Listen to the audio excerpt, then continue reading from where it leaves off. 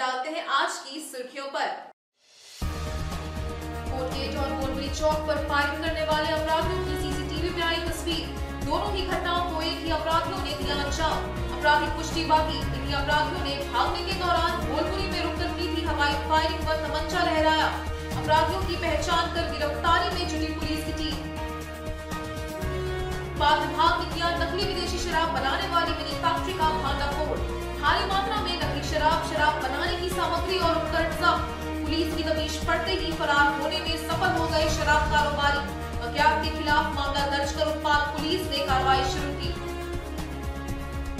सड़क हादसे में जख्मी लोगों की जान बचाने की प्राथमिक पहल। पेट्रोलिंग करने वाली पुलिस टीम होगी फर्स्ट एड से लैश। भारतीय उद्योग परिसंघ और यंग इंडियन फाउंडेशन ने एसएसपी को सौंपा इक्विपमेंट। टाटा स्टील पहले ही 150 जवानों को कर चुकी है प्रशिक्षित। आइए बात करते हैं कोटगेट और गोलबरी चौक पर हुई फायरिंग की सीसीटीवी कैमरे में कैद तस्वीर की। जमशेदपुर के सिविल कोर्ट के गेट नंबर 3 पर और गोलबरी चौक पर फायरिंग करने वाले अपराधियों की सीसीटीवी कैमरे में तस्वीर देखी गई है। दोनों ही घटनाओं को एक ही अपराधियों ने अंजाम दिया है। उनकी बाइक और उस पर सवार दोनों बदमाश एक ही हैं। सोमवार को घटना के बाद इस बात की पूरी संभावना थी कि दोनों ही वारदातों को एक ही अपराधियों ने अंजाम दिया है। दोनों ही कांडों का वीडियो फुटेज सामने आया है, जिसे देखने के बाद ये स्पष्ट हो गया है।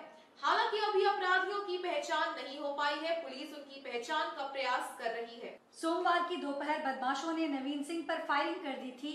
इधर घटना का सीसीटीवी फुटेज सामने आया है, जिसमें हमलावरों की करतूत सामने आई है। सीसीटीवी फुटेज में साफ दिख रहा है कि घटना से पूर्व अपराधियों ने कई बार गेट के पास राउंड लगाते हुए रेकी की थी। वे लोग गेट के बाहर खड़े थे। जैसे ही नवीन वहां पहुंचा तो पूर्व से घात लगाए बैठे अपराधियों ने उस पर फायरिंग शुरू कर दी। हालांकि इस घटना में नवीन बार बार बच गया था। कांड को अंजाम देने वाले अपराधियों की संख्या 2 थी। सीसीटीवी फुटेज में दिखाई दे रहा है कि अपराधियों ने बुलेट से रेकी की थी। वे लोग गेट के बाहर ही खड़े थे। नवीन कोर्ट में हाजिरी लगाने के बाद गेट नंबर 3 से निकलकर अपनी बाइक की ओर जा रहा था, तभी अपराधियों ने उसका पीछा शुरू कर दिया।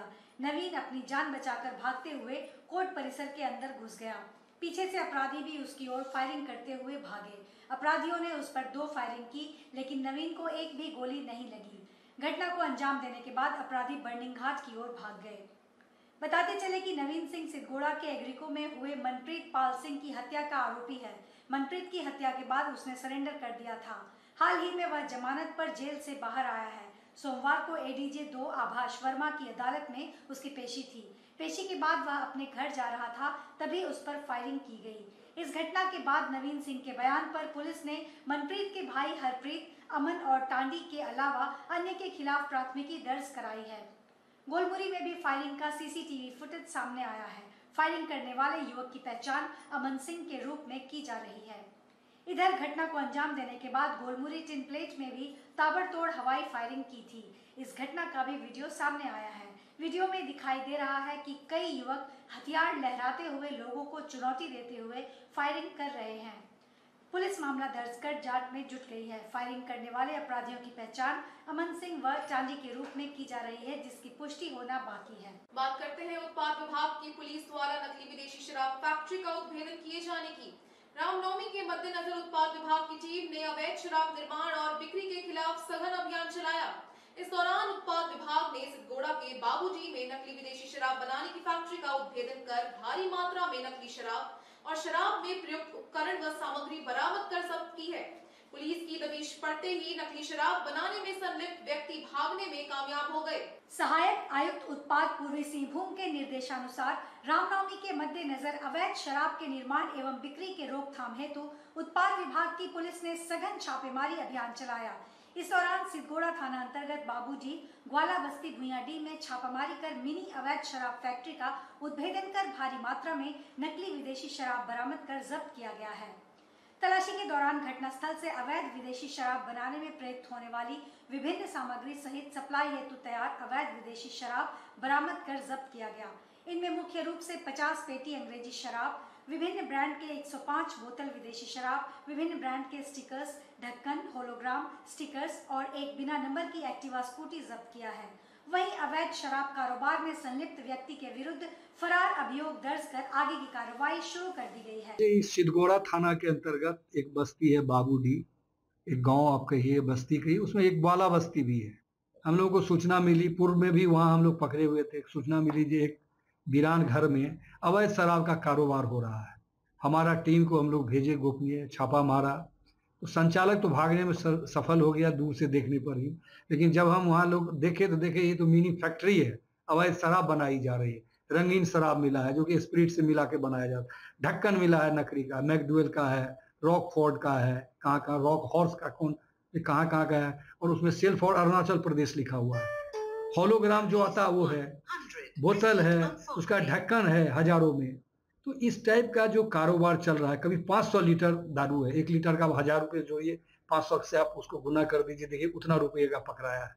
तो आप लोगों के माध्यम से हमें ये कहना है, जो इस टाइप का हम 10 इससे पहले भी पकड़े हैं, यहाँ के जनता को मैं कहना चाहूँगा जी भाई देखिए, जानलेवा है, इसमें स्पिरिट ज़्यादा मिला देगा, आप पीने से आपकी जान जा सकती है। इसमें अब मत पिए इसे, आपको शराब पीना ही है, आप दुकान से खरीदिए, सरकारी दुकान से खरीदिए और वहाँ से शराब लीजिए आप।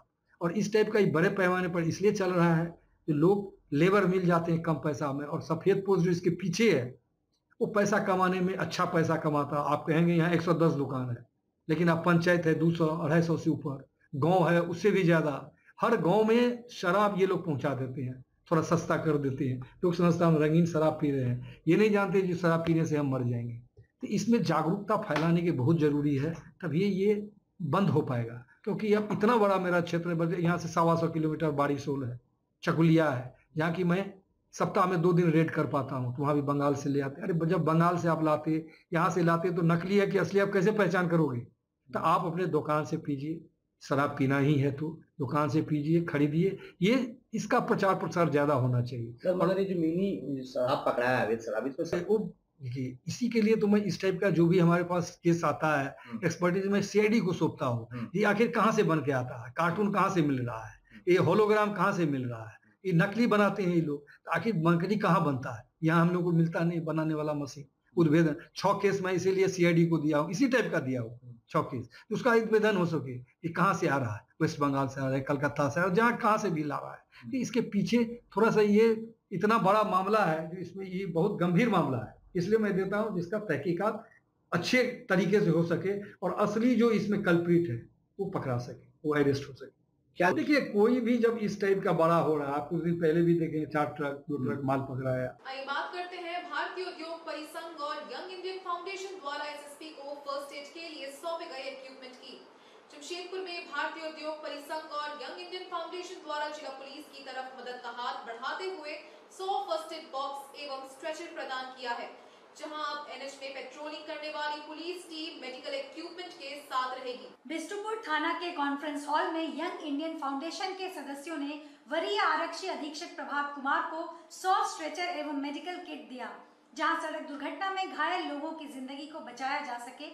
वहीं इस कार्यक्रम में मौजूद वरीय आरक्षी अधीक्षक प्रभात कुमार ने कहा कि पिछले दिनों टाटा स्टील के सहयोग से सभी पेट्रोलिंग पार्टी एवं सभी थाना के सदस्यों को सड़क दुर्घटना में घायल लोगों की जिंदगी को कैसे बचाया जाए, इस संदर्भ में टाटा स्टील फाउंडेशन द्वारा जिला पुलिस के 150 जवानों को प्रशिक्षण दिया गया था। वहीं यंग इंडियन फाउंडेशन द्वारा दी गई सामग्री से अब हम सड़क दुर्घटना में घायल लोगों की जिंदगी को बचाने का प्रयास करेंगे, जहां नेशनल हाईवे में पेट्रोलिंग करने वाली पुलिस टीम मेडिकल किट के साथ पेट्रोलिंग करेगी, ताकि सड़क दुर्घटना में घायल लोगों को तुरंत फर्स्ट एड दिया जा सके, जिसके लिए पुलिस विभाग यंग इंडियन फाउंडेशन का आभारी है। इस मौके पर ट्रैफिक डीएसपी कमल किशोर भी मौजूद रहे, जिनके जिम्मे पेट्रोलिंग की मॉनिटरिंग रहेगी। मौके पर मौजूद यंग इंडियन टीम की मानसी अग्रवाल ने बताया कि सड़क दुर्घटना में कई लोग समय पर इलाज नहीं मिलने पर अपनी जान गंवा बैठते हैं। इसी को लेकर आज यह किट जिला पुलिस को सौंपा गया है। उन्होंने बताया कि टीम की ओर से कक्षा 1 से 8 तक के बच्चों को सड़क दुर्घटना से बचने के टिप्स भी दिए जाएंगे, ताकि वे जब भी अपने परिजनों के साथ बाहर निकलें और परिजनों द्वारा किसी नियम का उल्लंघन किया जाए तो बच्चे अपने परिजनों को इस बारे में बता सके। हम लोग जो रोड एक्सीडेंट्स होते हैं उसको अवॉइड करने के लिए जो कुछ भी किया जा सकता है पुलिस के द्वारा लगातार हम लोग प्रयास कर रहे हैं। आप देख रहे होंगे कि पिछले 3-4 महीने से लगातार जो हमारे पुलिस के कांस्टेबल्स ट्रैफिक ड्यूटी में लगे होते हैं या फिर अन्य थाना के कांस्टेबल्स हैं जो फर्स्ट रिस्पॉन्डर के रूप में काम करते हैं, उनको ट्रेनिंग हम लोग को दिलवाया है। प्रत्येक थाना से 3 ऑफिसर्स को ट्रेनिंग दिलाया है। बहुत सारे इक्विपमेंट्स गवर्नमेंट के माध्यम से पुलिस हेडक्वार्टर से प्रोवाइड ये कराया जा रहा है। हम लोगों ने बहुत सारे NGO को भी साथ में जोड़ करके लगातार अवेयरनेस का प्रोग्राम चला रहे हैं। हर एक स्कूल में, हर एक कॉलेज में, चौक चौराहे पर जो लगातार आप लोग देख रहे हैं। ये अपार्ट फ्रॉम पुलिस का जो इन्फोर्समेंट ड्राइव होता है, जो ट्रैफिक चेकिंग होता है, उसके अलावा उसी क्रम में आज CII यंग इंडियंस का हेल्थ विंग की तरफ से जमशेदपुर पुलिस को 100 first aid kit box and 10 stretcher दिया गया है। इसके लिए मैं उनको तहे दिल से शुक्रिया अदा करना चाहता हूँ। और ये हमारे जो एक्सीडेंट के प्रिवेंशन में और एक्सीडेंट जब हो जाता है तो कैसे उसको डील किया जाए, उसके क्रम में काफ़ी हेल्प करेगा। ये सभी फर्स्ट एड किट जो हमारा PCR और हाईवे पेट्रोल है सभी गाड़ी में दी जाएगी। NH के किनारे जितने थाना है उनमें दिया जाएगा और स्ट्रेचर भी उस थानों में दिया जाएगा। और ये इंस्ट्रक्शन दिया जा रहा है कि जब भी कोई एक्सीडेंट हो तो फर्स्ट रिस्पॉन्डर के रूप में जब भी पुलिस जाए तो फर्स्ट एड किट गाड़ी में रहे, हर एक पेट्रोलिंग गाड़ी में रहे और स्ट्रेचर के साथ ले जाए कि किसी कोई अगर इंजर्ड है तो उसको सही तरीके से हॉस्पिटल पहुँचाया जा सके। चलिए बात करते हैं श्री श्री बजरंग अखाड़ा समिति सोनारी के उद्घाटन की। रामनवमी की धूम अब आहिस्ता आहिस्ता जमशेदपुर के अखाड़ों में देखी जाने लगी है। जैसे जैसे रामनवमी समीप आ रही है वैसे वैसे अखाड़ों के उद्घाटन का सिलसिला शुरू हो गया है। इस कार्यक्रम में आज सोनारी स्थित श्री श्री वीर बजरंग अखाड़ा का उद्घाटन जिला पार्षद की अध्यक्षा बारी मुर्मू और अन्य गणमान्य अतिथियों द्वारा किया गया। इस मौके पर रामनवमी की पूजा और राम भक्त हनुमान की पूजा अर्चना की गई।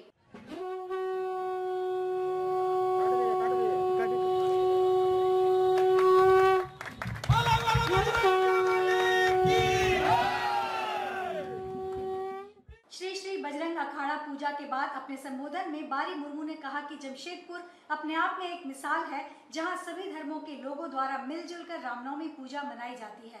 श्रीमती मुर्मू ने कहा कि वे पिछले 3 वर्षों से बजरंग अखाड़ा से जुड़ी हैं। यहाँ अखाड़ा पूजा सद्भावना व भाईचारे के साथ मनाई जाती है। वहीं गोपाल कृष्ण ने कहा कि 1955 से श्री श्री बजरंग अखाड़ा में नियमित रूप से रामनवमी की पूजा की जाती है। हालांकि इस वर्ष एक सक्रिय कार्यकर्ता के असामयिक निधन की वजह से झंडा नहीं निकाला जा रहा है। अखाड़ा परिवार कार्यकर्ता के निधन से मर्माहत है, लेकिन जहां तक पूजा पाठ की बात है तो यह परंपरागत तरीके और विधि विधान के साथ किया जा रहा है। कार्यक्रम में बतौर मुख्य अतिथि पहुंचे प्रेस क्लब ऑफ जमशेदपुर के अध्यक्ष प्रशांत सिंह पुतुल को सम्मानित किया गया और उन्हें पगड़ी बांधी गई। आज श्री श्री वीर बजरंगबली अखाड़ा से मैं विगत 3 वर्षों से जुड़ी हूँ और हमेशा मैं आती हूँ। और पहले जिस प्रकार से प्यार रहा, अभी चेयरमैन बनने के बाद भी प्यार है। और आज हमें इस सोनारी के सभी जनमानस को और इस अखाड़ा के सभी मेरा अखाड़ा के सदस्यगण है, संरक्षक, सबको मैं आज चैती छठ और हनुमान जयंती के अवसर पर सबको हार्दिक शुभकामना देते हैं।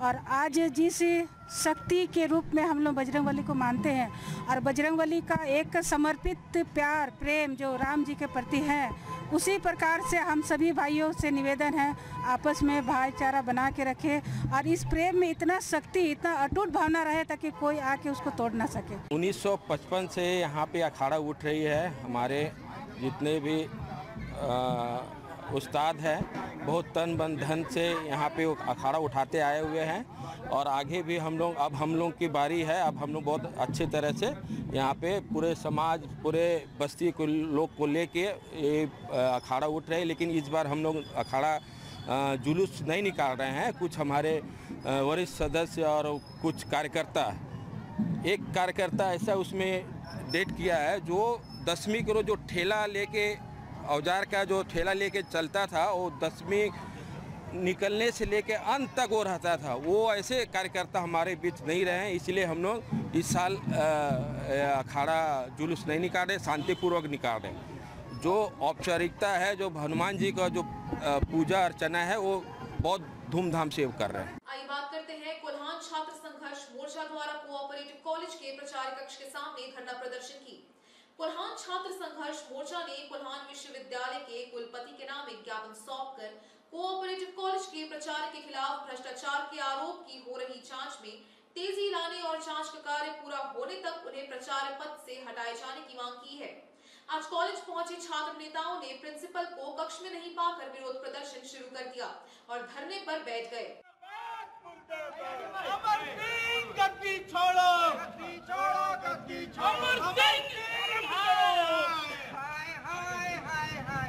बंद करो, विद्यालय को बेचना बंद करो, बंद करो, बंद करो, जातिवादी बंद करो, बंद करो, बंद करो, जातिवादी बंद करो, बंद करो, बंद करो।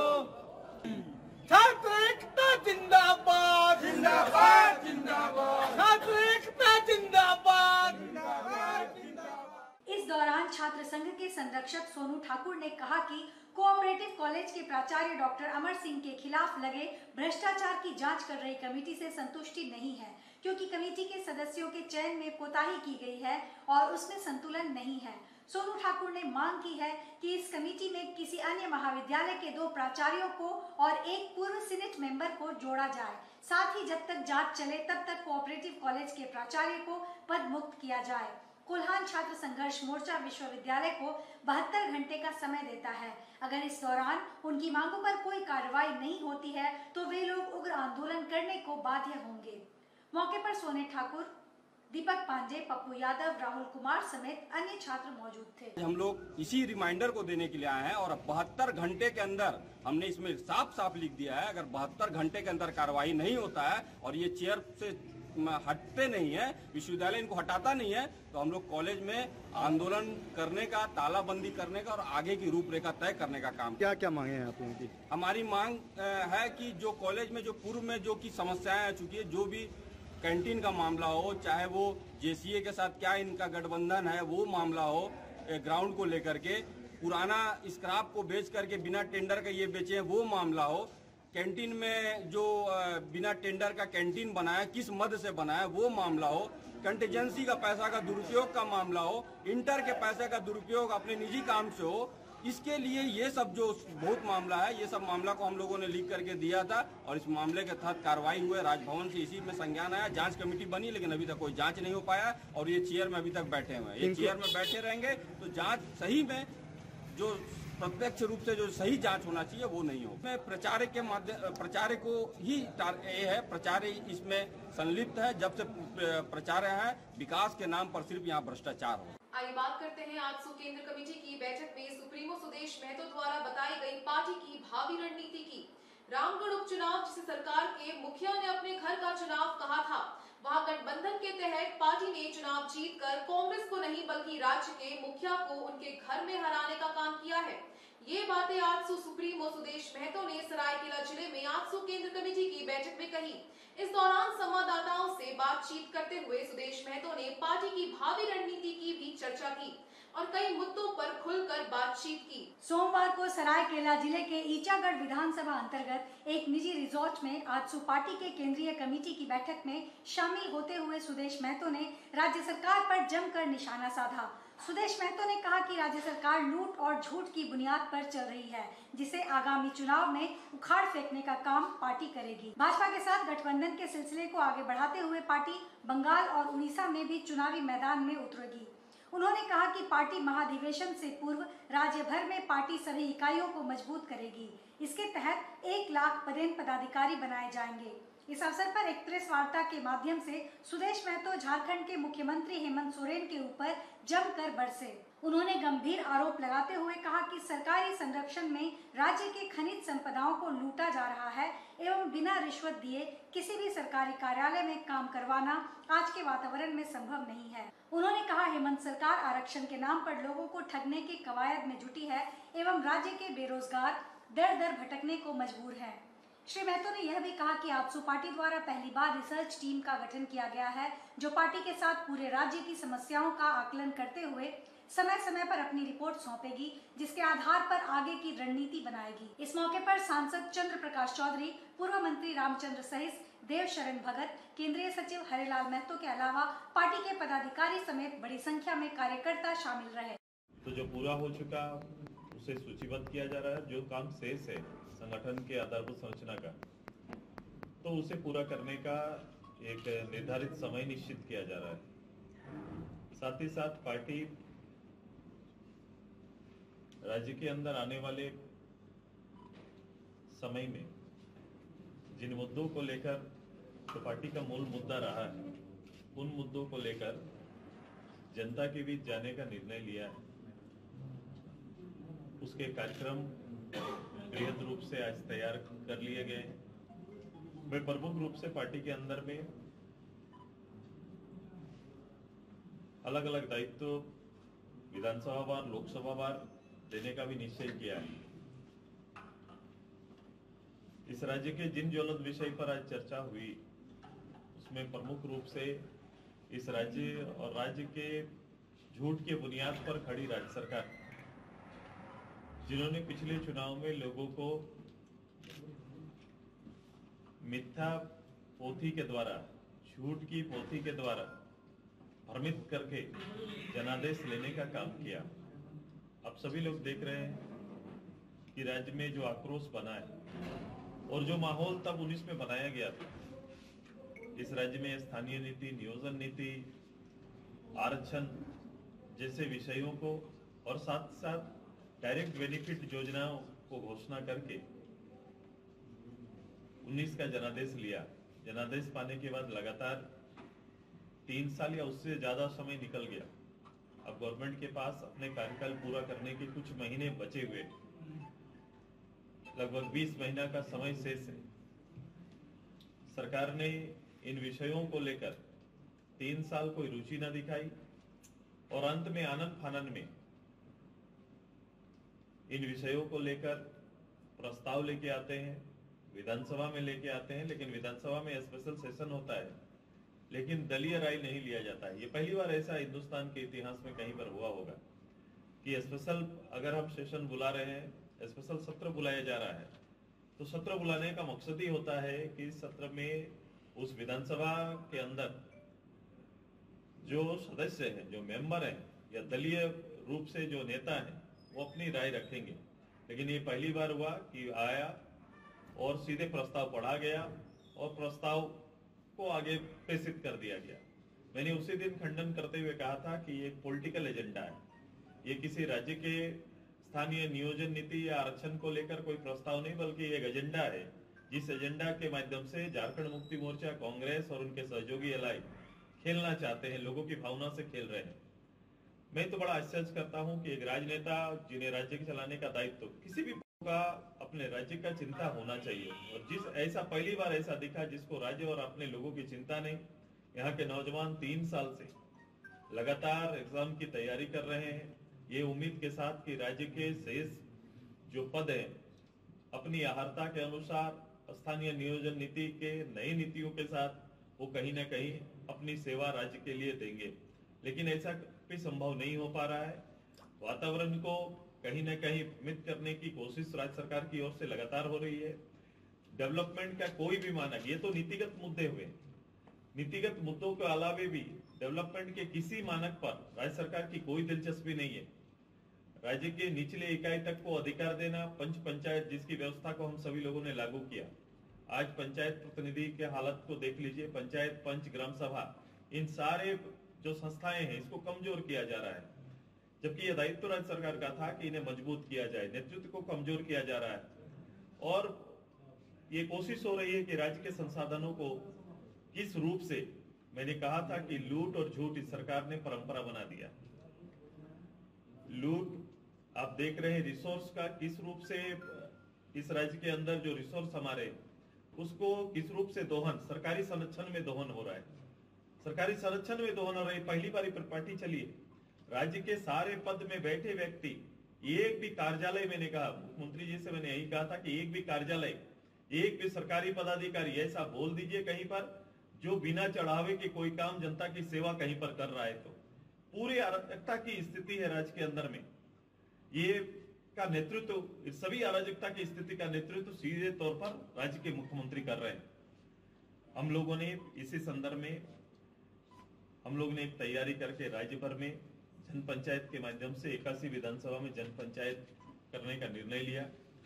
राज्य के और सरकार के जितने वायदे हैं, उस वायदों को जनता के बीच में याद दिलाने के लिए कि जिस मकसद के साथ ये सरकार का गठन हुआ या जिन मुद्दों को प्राथमिकता के साथ लाकर भ्रमित करके झूठ के नींव पर यह सरकार जो बनी है उसको फिर से लोगों के दिमाग में बैठाने के लिए एक आंदोलन के स्वरूप में राज्य के 5 प्रमंडल के पंचायतों में हम डिजिटली वार करते हुए हम लोग जाएंगे और हर पंचायत में सभा और उनके वायदों को रिपीट करके उनके बीच में दिखाने का काम करेंगे ताकि सरकार का पर्दाफाश हम लोग कर सके। आज के इस बुलेटिन में बस इतना ही। हम फिर हाजिर होंगे कुछ और नई खबरों के साथ। तब तक के लिए SSCN न्यूज की पूरी टीम की ओर से मुझे दीजिए इजाजत। नमस्कार।